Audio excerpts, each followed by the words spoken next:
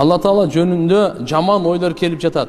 Бул мени динден чыгарып салышы мүмкүнбү? Жаман ойлордун келгенине кыжалат болбоңуз. Пайгамбарыбыз саллаллаху алейхи ва саллям айткан: менин үммөтүмө жаман ой, кыялдар келгени кечирилген деген.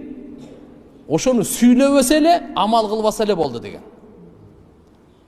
Түшүнүктүбү? Тилиңизден чыгарышы жаман ойду сүйлөбөңүз.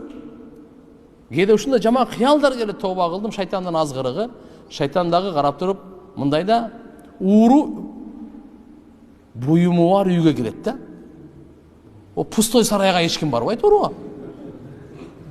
Жүрөктө иман барбы, ошо шайтан ууру ошого келет да, ошого азгырык кылат. Так что биз бул имандын белгиси ушуну. Ушундай келгени иманыңыздын белгиси.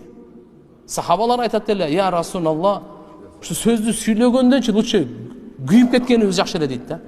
Же устукандап майдананып кеткенибиз жакшы эле. Ушундай жаман ой кыял келет деди пайгамбар саллаллаху алейхи ва саллям. Мына ушул иман деди мына. Тилиңден эле чыгарбасаң, амал эле кылбасаң кечиримди, өттү кетти, жок болду дейт. Албетте, аузу биллахи минаш шайтанир раджим көбүрөөк айтыңыз. Нени? Ушундай ой келип калганда ушуну айтыңыз. Аузу биллахи минаш шайтанир раджим. Я Алла, жаман ойдон мени сактагын. Жаман пикирлерден, азгыруулардан мени сактагын.